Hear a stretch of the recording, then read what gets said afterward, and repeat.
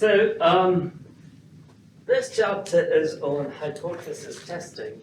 And as I mentioned, confidence intervals, hypothesis testing are very similar. They help us make a decision. And if you understand one, understanding the other, it's pretty straightforward from an inferential perspective. But in terms of the process of doing things, they are kind of different. So, what is a hypothesis? An educated guess. An educated guess. Now, in statistics, what are we going to make a guess about? The outcome. The outcome? A certain trend that might be in the data. Certain trend, okay, those are all correct answers. So how do we quantify those trends or outcomes?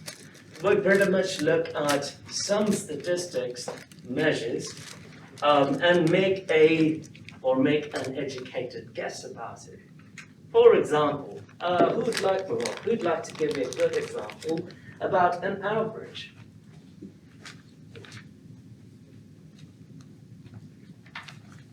Some average that you want to make an educated guess about.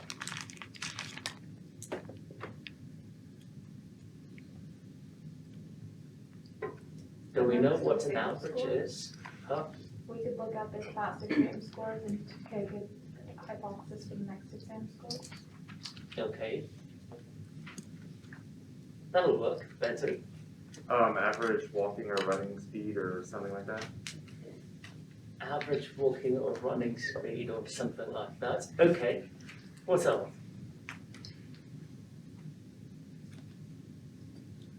Something fun.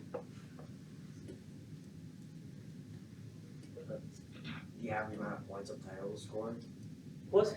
The average amount of points a player would score. The average amount of what? Points. Coins?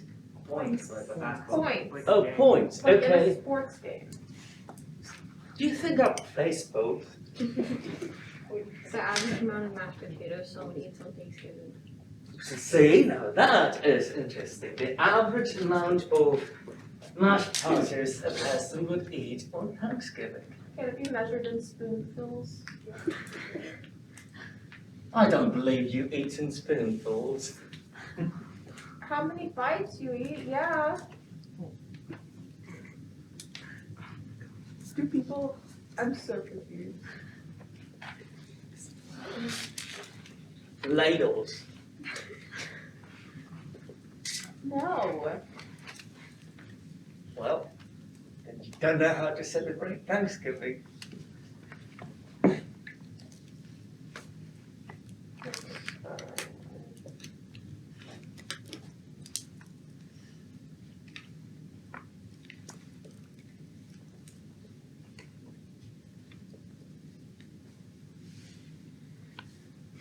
Of course, the assumption is that, people eat mashed potatoes, we'll just do it spoonfuls. But no, that's not a measure. Should we do ounces or pounds? Question, Go how ahead. would we know? Huh? Because like, I can't tell you how much I would like eat. You don't know how much food you eat? Not in ounces or pounds. Like, Well, let me it's not repeat this something that- again. You don't know how much you eat? Just by I don't looking? know, Like No. can't see. a spoon. Oh yeah, let me just See, calculate. she knows how many the spoonfuls weight she eats. Like What's I it? like have like a spoonful of mashed potatoes like on the side of my plate. Like it's not like in ounces. I'm not measuring like every single portion. No, but Spoonfuls. hypothetically, let's say I walk around you everywhere you go, and when you eat mashed potatoes, I'm going to measure. That's 'Cause a I have strange no thing to do. Okay? So, it's hypothetical. It's a great example, but do you guys not know how to measure your food just by looking at it? I have like ounces and ounces. What if we measured it in ladles, since that's what you measure? So spoonfuls.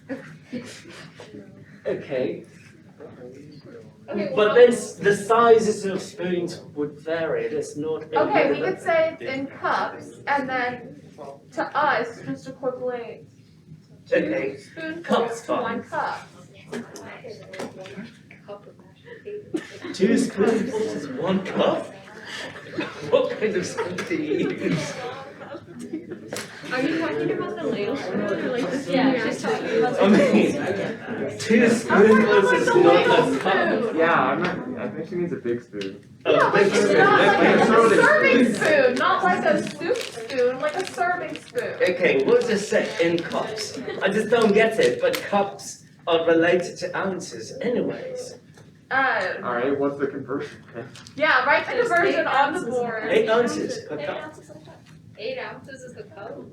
Or is it 4 ounces? Math. 4 ounces, Oh, you 8 meant tablespoons. fluid ounces. I that's not it. Well, okay, we're not going to look into conversions. That's why we have measuring cups. But you're ruining a great example that Josie gave us. Okay, going back. Josie, what is your educated guess? Probably 3.5. Like equal to 3.5? Like I would say the average person eats like 3.5 cups of mashed potatoes during the first, like not including leftovers.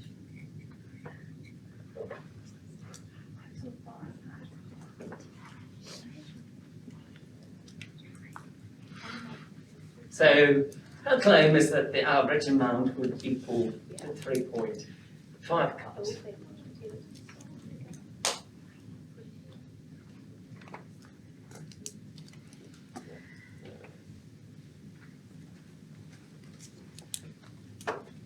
I collect a sample of size 1. Of course, size 1 doesn't count, but for this example, it's going to work. Who wants to volunteer?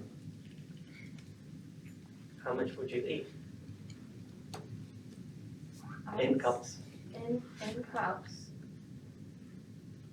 2 cups. 2 cups, okay.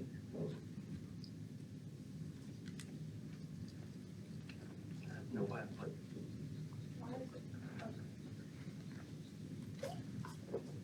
Sample A is giving me 2 cups. Okay. Who else?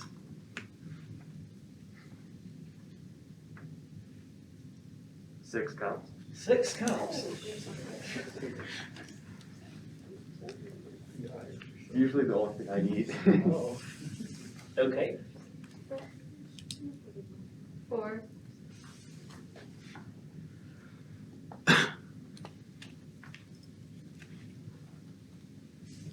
Okay. Like 1.5. 1.5.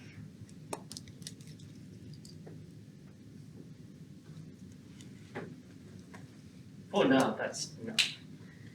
Let's just say, even though I asked only one individual, well, let's say I walked around stalking people with a measuring cup, and I collected 4 different samples with every bite they took, or right before they took that bite.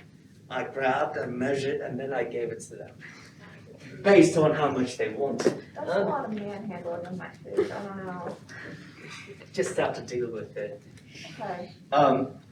You would do it if I said, okay, this is a research project and I'm going to give you money. Absolutely. Absolutely. Well, I'll do it Think for of all extra the credit. Chick-fil-A you can buy with it. So, the claim was mu is equal to 3.5 cups. And I collected 4 different samples, hypothetically. And one happened to be 4, the other 6, 2, and 1.5. None of them gave me an average of 3.5. Agreed? So do you believe that the claim is false? No, Why not? Because it's an average. it's an average, so if you average all of the answers you got together. Very good. Now, pay close attention. Even though I asked only, you're guessing it right, so even though I asked only 1 people, I want you to think that this is an average, okay? Hypothetically. Let's say sample 1 average is 4 and N1 10 people, N2 20 people, N3 18 people, N4 6 people, hypothetically, assume 10 people gave me a sample, I stopped them, I measured them, the average happened to be 20 people, I measured them, measured what they ate, I got 6. 18 people, I measured their amounts, I got 2. Another 6 people, I ended up getting 1.5. Now that we made that assumption, do you believe that the claim is false? No, Why not? because wouldn't you have to still average all of the averages? No, Why not? I have the average already. I'm comparing an average of a sample to a claim made about the average.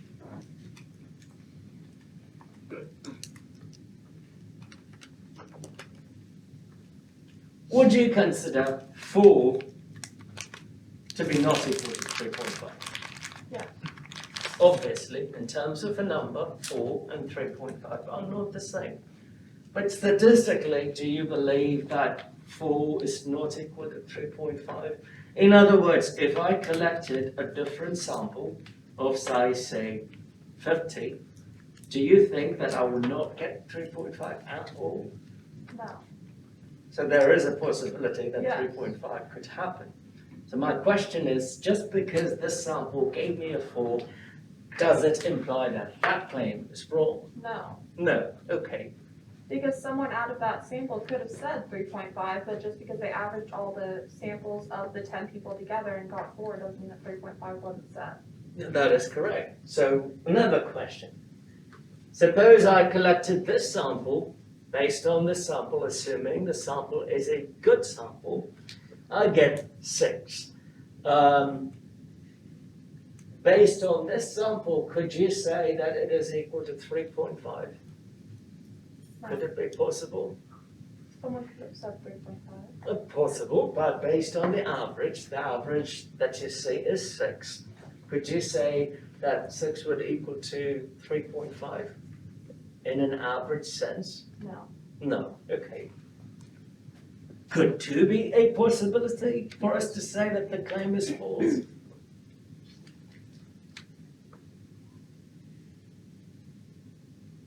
No, why not? Because someone could have said 3.5 out of the 2.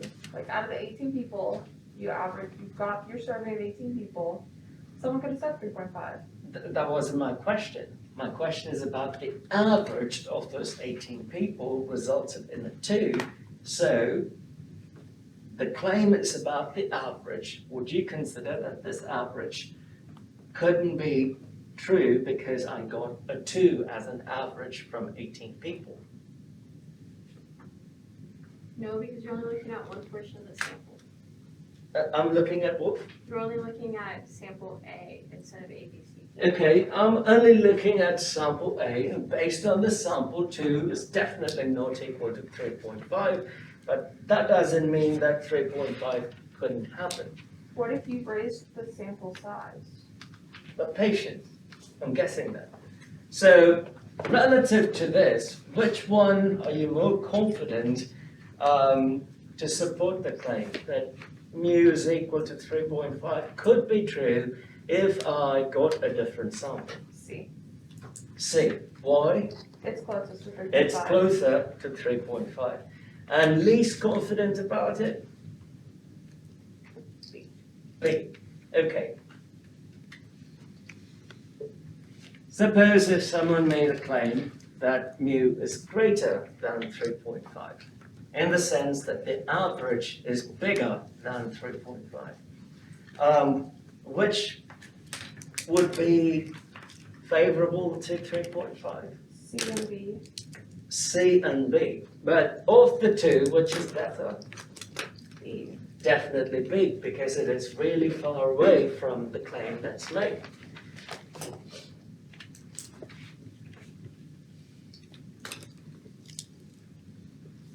If I said mu is less than 3.5, which is more likely to be, which sample is going to, give evidence to that claim? D. D.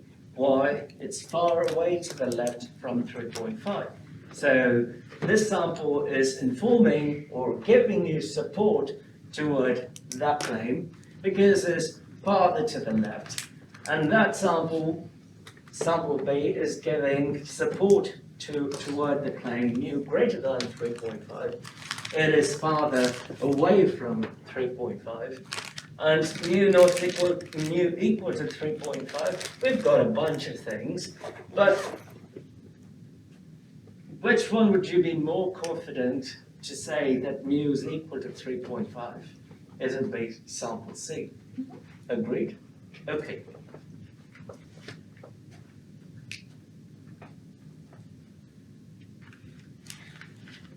Oh, I don't need a new one, I could just use the same one.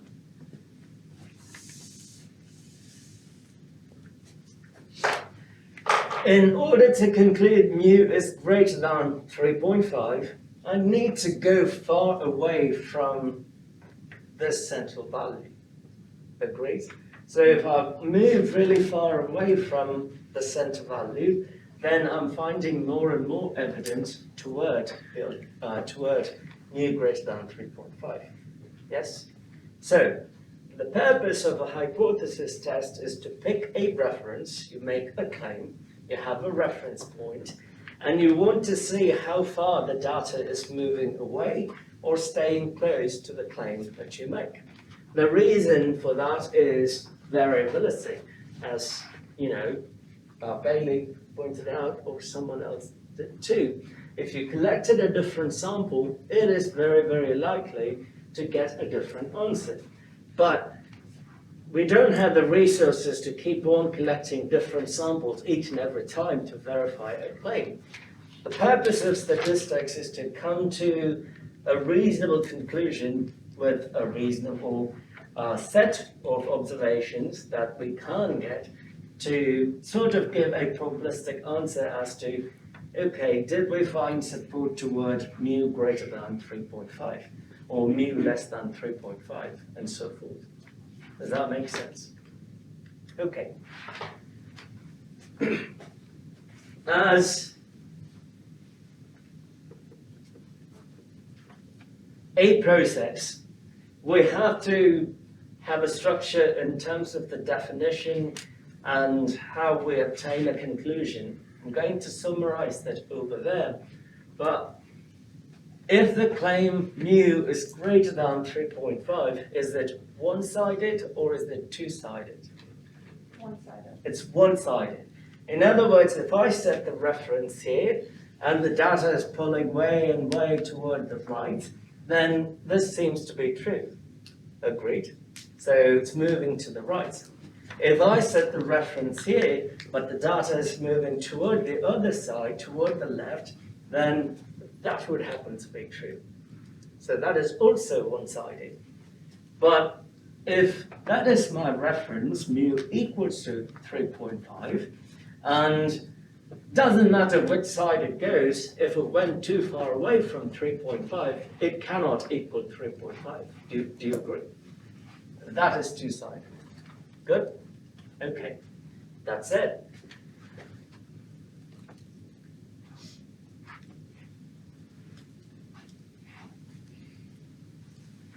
The very first step in a hypothesis test is the definition. If you get the definition right, then the rest is kind of easy.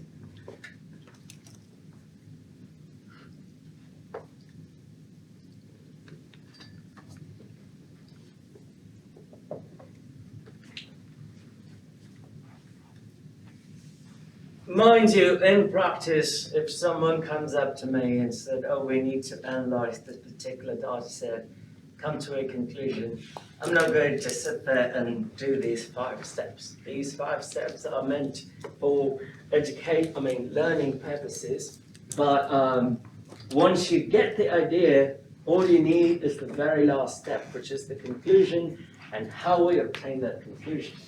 So, 3 definitions are possible depending on the problem.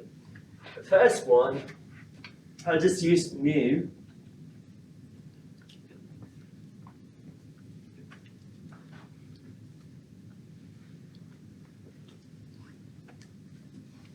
if the reference is 3.5 or equal to 3.5, then the opposite of that would be mu not equal to 3.5. Do you agree? Which is why we call this the null. Take a guess as to what the H would stand for. Hypothesis. Hypothesis. Here, H1 or HA is the alternative.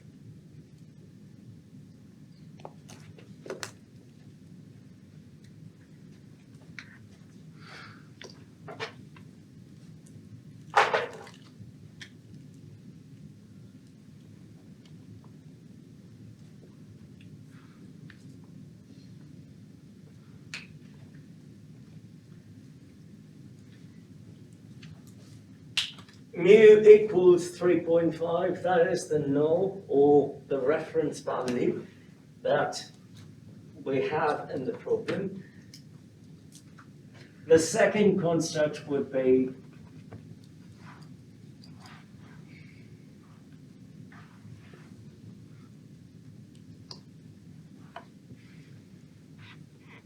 mu is equal to 3.5, and the alternative is that it is greater than 3.5. And the last construct, So you can have more than one alternative? Yeah. But you could only have one null? yes.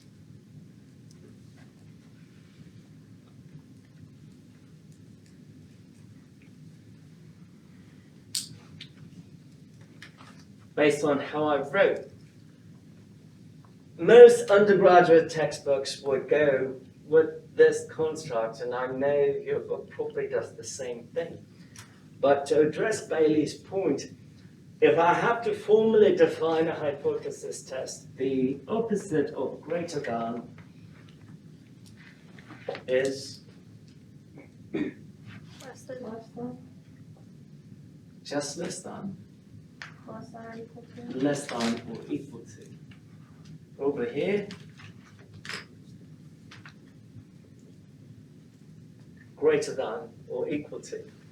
So, formally speaking, the null and the alternative would be written as less than or equal to 3.5, greater than or equal to 3.5 against an alternative. But undergraduate textbooks would always go for mu equals at all stages or in all three cases because, that's the reference point. When I first started with my example, I said that is my reference. I'd like to see how far to the left, or how far to the right I go away from the reference, which is why people often would use mu equals 3.5.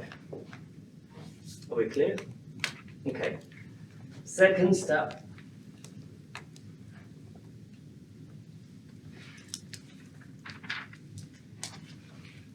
We have seen alpha before. Alpha is the level of significance. Do you know your computer screen broken? You want me to break it? Yes. If you can. Okay, then don't do that. Thank you. So alpha is the level of significance. It is related to the level of confidence that we talked about with confidence intervals. But here it has a different meaning, and I'll explain that when I get to the error part.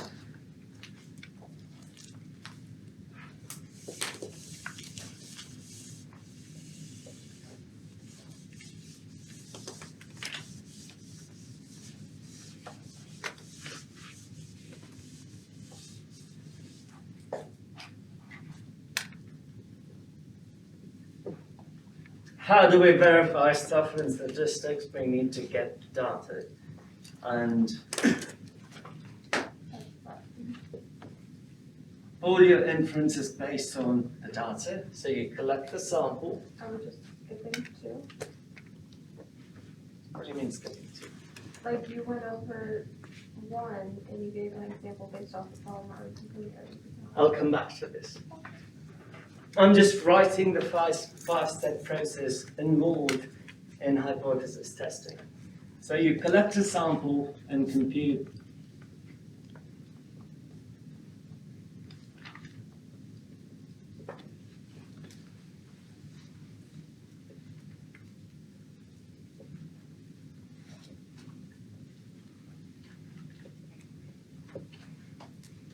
statistics or sample estimates,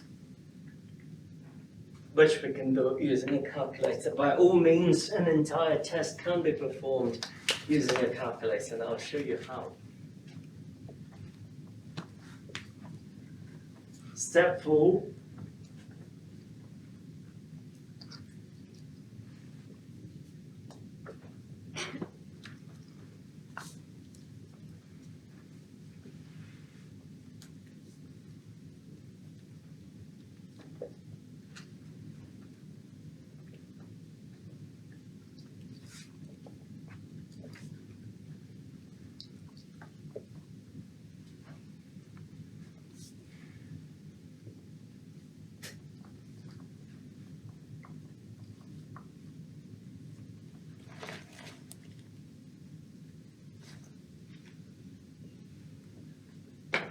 In step 4, you compute the test statistic and you identify its distribution. By identify in the sense for every single test that a person would perform, now it's likely would tell you, okay, this is the distribution you have to use.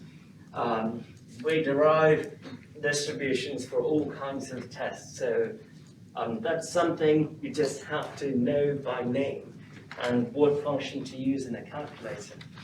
And the last step is where you obtain a conclusion. The conclusion is always tied to the hypothesis. And oftentimes,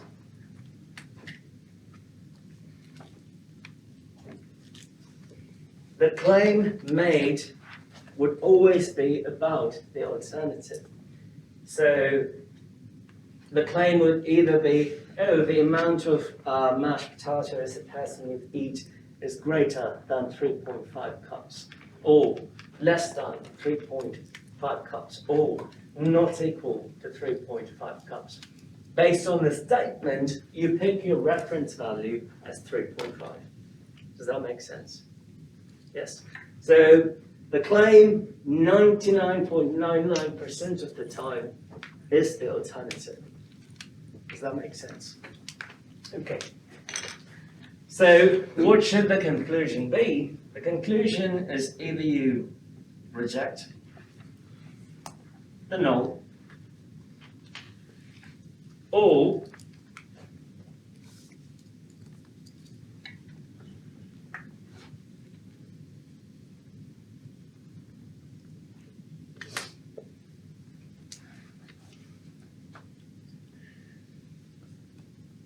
you do not reject the null. So when you reject the null, it doesn't mean you accept the alternative. Keep that in mind.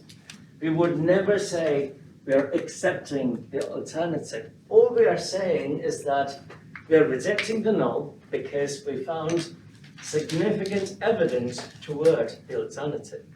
But we are not accepting it. Why can't we accept it?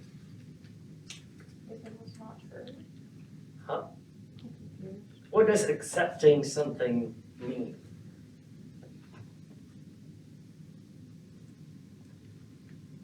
Makes it like true, like a fact. Right, you're absolutely certain and you just accept it, right? You're accepting your fate or as to whatever happens. If I said that the Earth is a sphere, would you accept it? Or would you say, oh, there is 90% chance that it could be spherical? If you say that, there's the goal. Who is in flat Earth society? I follow them on Twitter just because it makes me laugh. Well, I have them on Facebook just because it makes me laugh. Sometimes I start stuff with them just for fun, troll. So some things are certain. If you're certain about it, you would say, oh, I accept it because that's what it is, it's fact. But in statistics though, based on an experiment that you did, based on the resources that you have, based on the sample that you collected, I can only say, oh, I found evidence toward the alternative. I'm rejecting the null. I found evidence, and I'm very confident about the evidence, but I won't fully accept it because there is a chance that I could be wrong with me. That's why we never say accept the alternative. So reject null doesn't imply accepting the alternative. And how do we get to this? There are two approaches.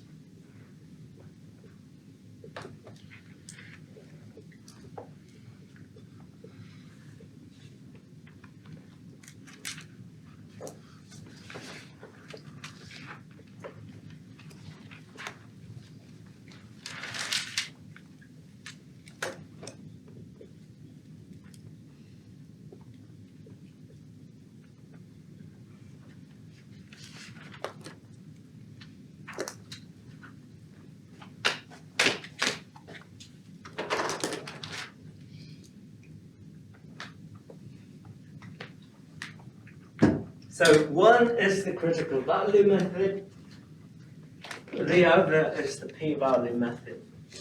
The critical value method, once again, it is for instructional purposes. We do that so that you can understand the concept. But in practice, what we use is the p-value method. Pretty much everything, if you go and read a scientific article, they had an experiment, they did it, they came to a conclusion, the thing that they would report would be p-value. But it doesn't always imply that p-value is the best measure to obtain a conclusion. There are some pitfalls for p-values also. It's beyond the scope of this class, so I won't get into that. So two methods, critical value or p-value, would help us obtain one of these two conclusions. You either reject the null or you do not reject the null. Does that make sense? Okay. Based on the construct of the test, the first one, since it has two sides to it, this is a two-tailed test.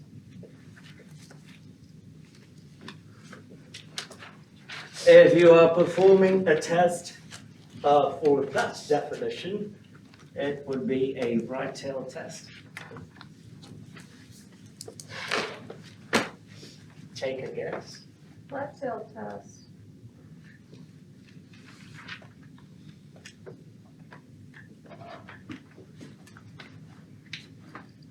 Good. So that is the five-step process that is involved in hypothesis testing.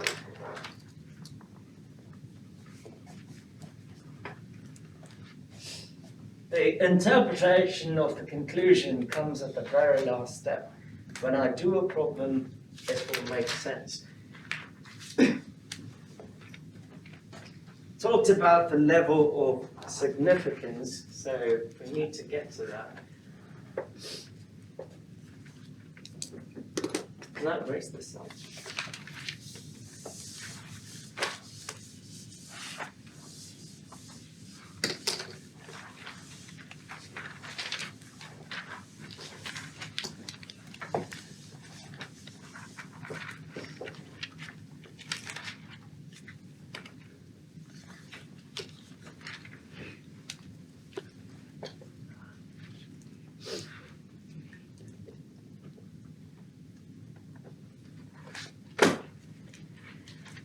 We all get tested for diseases, and now that there is a pandemic, we have tests, and I've heard from students, I've heard from friends that, oh, I got my first test, it was negative. Second test, negative. Third one, positive.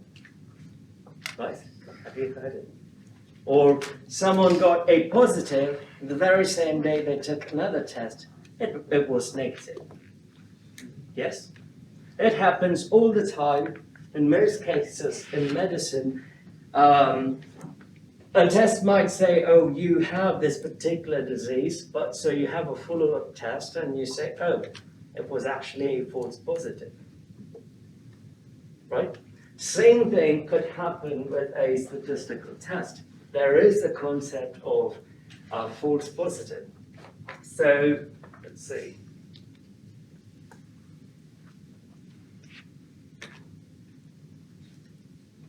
the truth,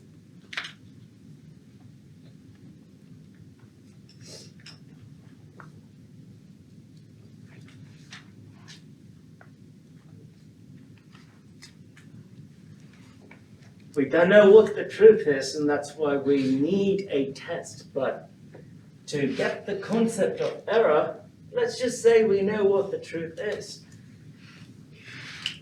I would relate it to a medical example.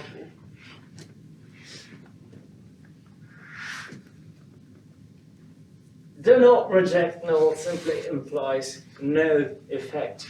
Null means nothing. So you have no effect whatsoever. So I'm going to say no disease. This is just an example so that you can understand the concept better. Reject null. If you rejected the null, you're finding evidence toward the claim.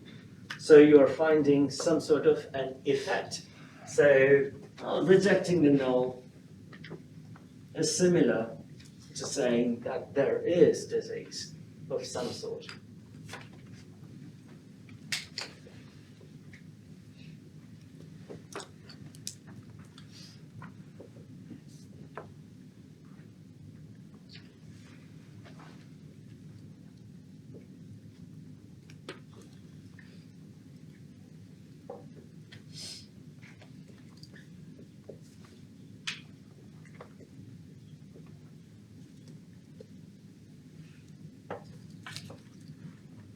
And then comes the test conclusion.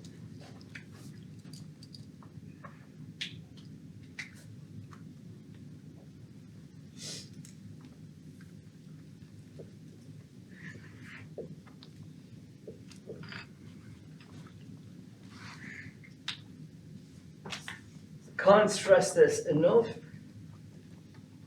Do you know prior to going to a test if you have a disease or not? No. No. So do you know prior to collecting a sample and performing a test whether to reject the null or not? No. No. So why are we creating this table? This is theoretical. This tells us certain things which we have to relate to in coming up with a test. So here's a question. In reality, you do not have a disease. In reality, you shouldn't be rejecting the null. You perform a test, and the test concludes that you do not have a disease. Equivalently, statistical test, do not reject the null. Do you believe that the test made an error here? No. No. So we made no error there.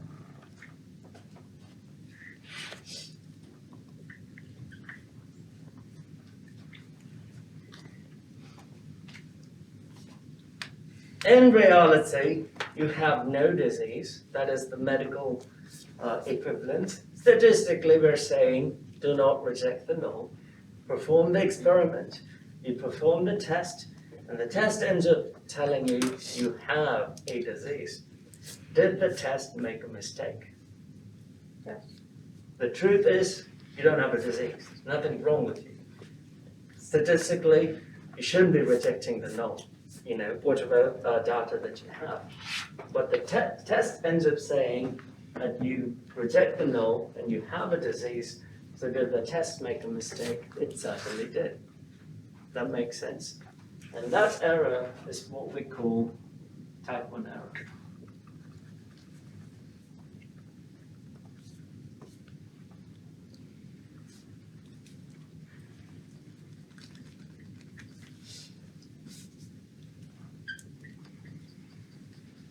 If you get into the medical field or something that has to do with biology, whatnot, false positive rate is the terminology that you would get into.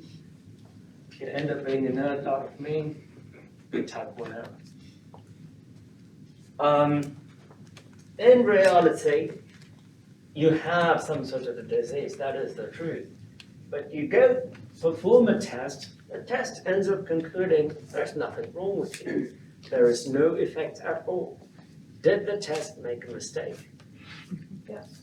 Yes. This is called a type 2 error. It'd be a false negative, right? Read my mind, baby.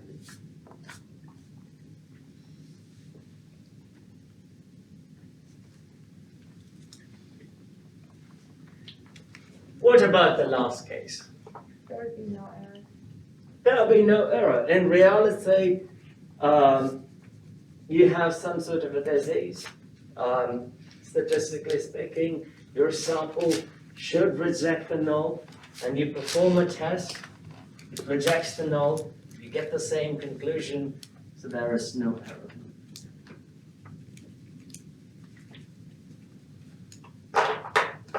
Good.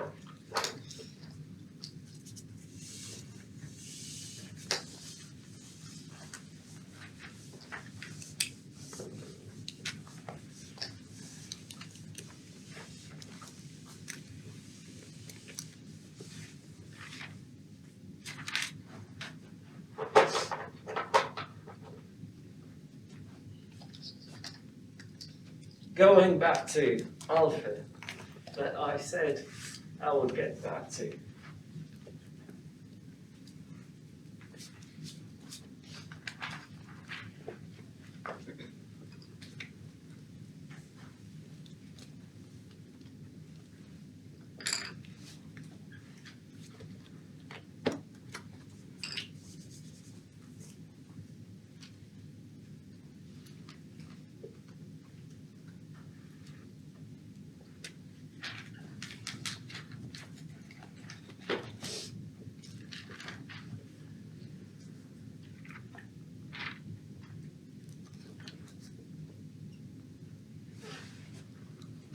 When we say level of significance, what significance are we referring to?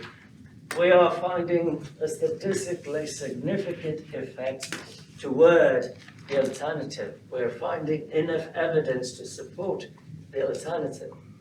So that's what significance means. In terms of the error, alpha is the probability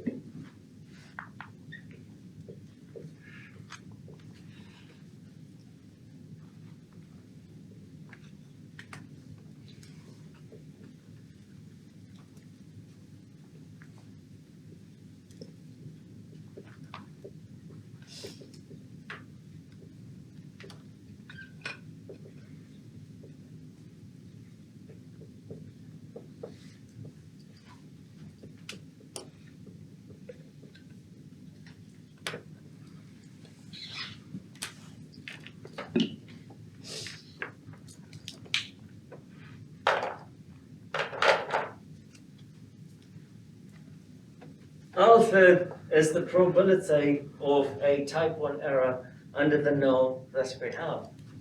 It is the same as saying it is the probability of rejecting the null when the null is actually true. Well, do we want this error to be high or low? Low. This is not the error, rather the probability of an error. So if I'm supposed to reject the null and make a conclusion, and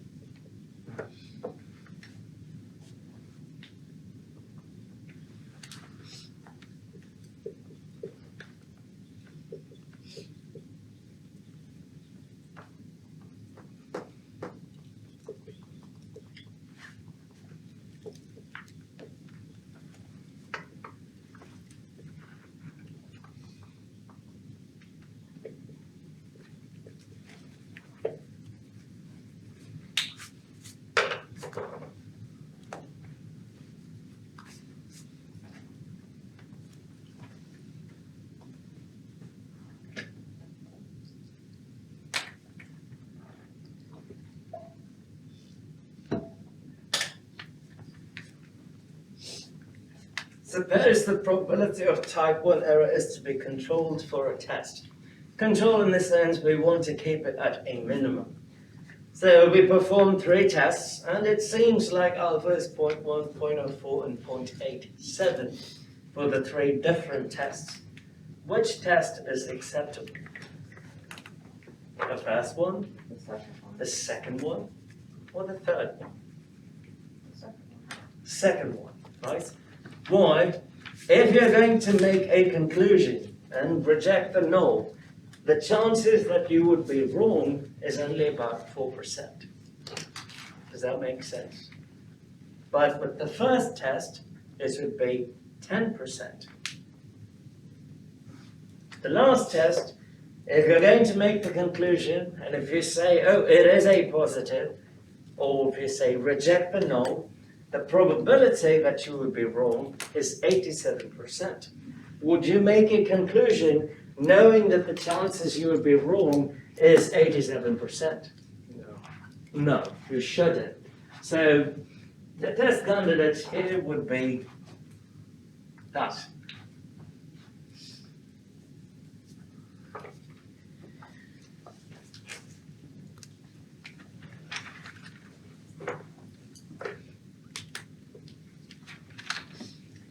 If you paid attention to all those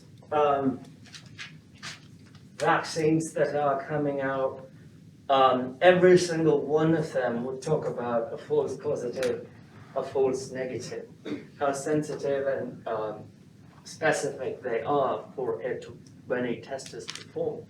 Not the vaccine itself, but the test for the vaccine. A good example would be months ago when they had the conferences for COVID, and people stood up and they started talking, okay, these tests are acceptable, but this has a very high false positive rate, this has a very high false negative rate, which is why we want you to test multiple times, and so forth. So we want to control these errors. Of the two, which should you be more focused on? A false positive or a false negative? A false negative. A false negative, why? Because if you send someone into the world knowing, like, I would rather be safe than sorry and send a false positive into quarantine rather than sending a false negative out into the population to infect more people because they're actually positive. Okay. Any other answers? You are looking at the bigger picture of the population. Why not a false positive? Why shouldn't we control that? We should, but our focus should be more on a type 2 error rather than a type 1. Think about it this way. If a person has no disease, going along with your argument, if a person has no disease, being the test made a mistake, and the person has a disease, they end up being, quarantined. Mm-hmm. But they are quarantined under a false positive, Right. Would that cause more damage? No. No, this is going to cause more damage. But is it possible to minimize both at the same time? Yes. Is it possible to bring both of them to zero? There's a very small possibility it does. Is it possible to make no error whatsoever in the sense this is completely 0%, that is completely 0%. There is no way that a test that you could have is 100. Let me paraphrase that. There is no way that a test you will have is 100% accurate. Could you say that? Josie says no. I don't think so. You don't think so? So there has to be an error? No, I think so, because according to the chart, you have a 50% chance of it having no error since you have no error written twice, and you have errors written twice as well. Oh, no. I see what you're saying. this doesn't has to do with, probabilities. My question is, if you have a test, could I say there is no way that this test could be wrong? Yeah. Okay. People, have you guys ever heard of a pregnancy test? Okay. How accurate how much accuracy do you think they have? Like 60% chance. Okay. Even test kits that they have for, drug testing, for AIDS and sexually transmitted diseases, even the kits that you have simply would say 99% effective in detecting this, or 99.99% effective in detecting, but they won't say 100% sure that, you're going to die. Right? They're not going to say that. So there is a possibility of error. One of these will happen. We want to control a test. One is specificity and there is sensitivity. I won't get into all that. But it is a tightrope between these two. We have to make sure that whatever test that you have balances these two things out. Regardless, we need to have as small of an error as possible. So what do we do? In reality, as Bailey pointed out, we will fix this at a small value and make sure that the test makes as little of that error. Does that make sense? Because this seems to have too much effect. So we will say, let's fix this and try to make that as little as possible, then we would have a good test. Correct? So this has to be fixed for a test. In other words, alpha has to be fixed for a test. Now, who would fix it? The researcher would fix it. So typically, in step 2, you choose the value of alpha. The person who performs the experiment would set it at a value and say, okay, my reference is this probability of error. Well, how big of a value should you set here?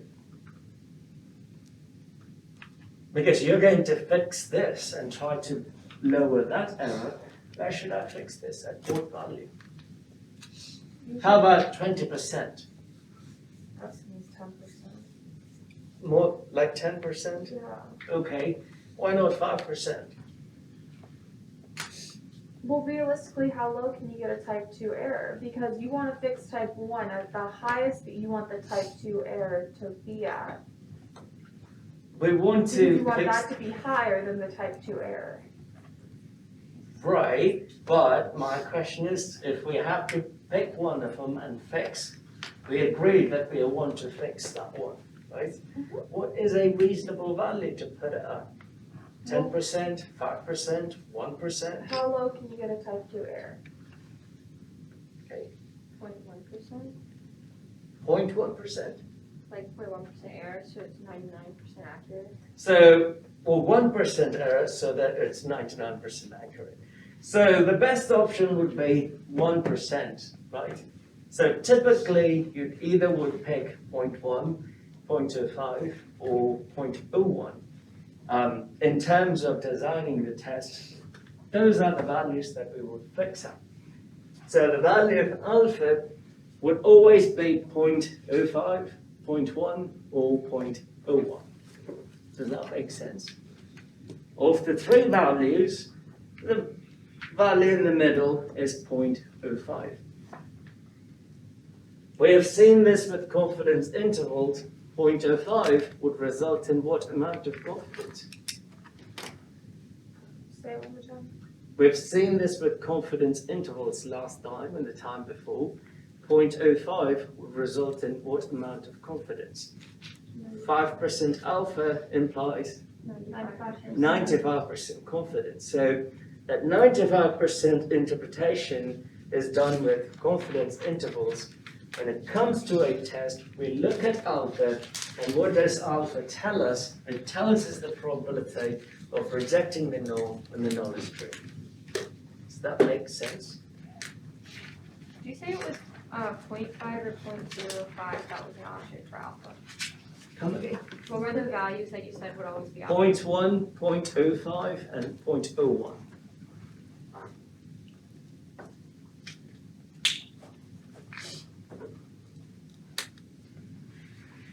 Can I erase this?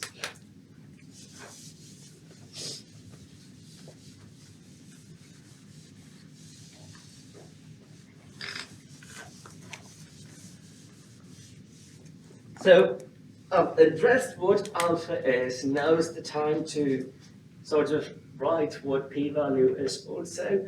But when I do a problem, we can connect the dots between the definition and the problem. So alpha is chosen by the researcher. In other words, if you are doing some sort of a project, you're going to say, okay, I'm fixing alpha at 0.05.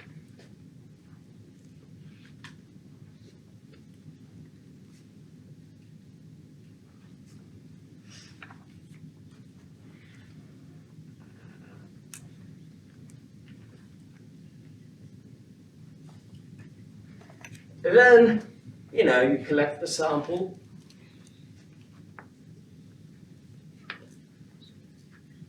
Via experimentation. Then you perform the statistical test.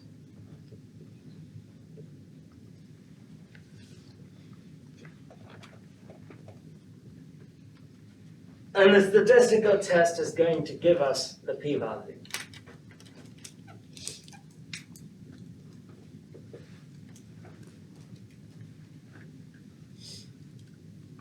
For example, well, let's say p-value, informal definition. This is not formal.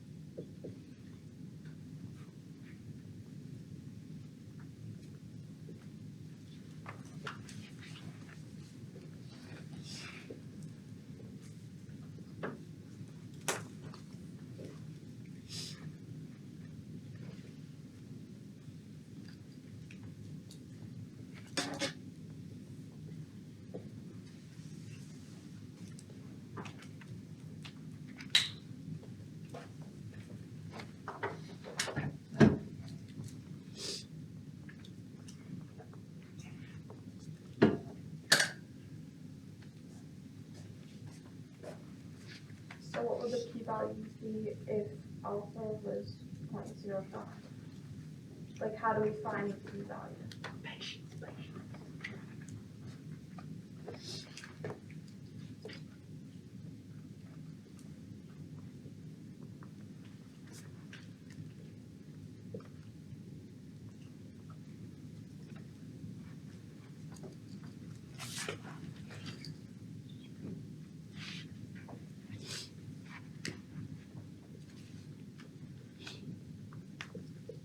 So prior to conducting the experiment, prior to collecting the samples, the researcher made a decision and the person said, okay, I'll fix the error for this test at 5%.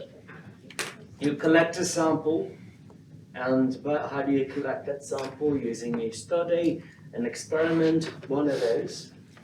Then you perform a statistical test. The test is going to give you the p-value. Remember the 5-step procedure that we have to follow in obtaining a conclusion for a problem.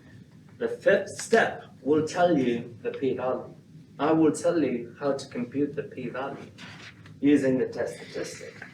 So how do we interpret the p-value? The p-value is the probability of error in rejecting the null, right? If you go back and look at the definition of alpha, it is the probability of rejecting the null when the null is true. Do you see a connection between the two?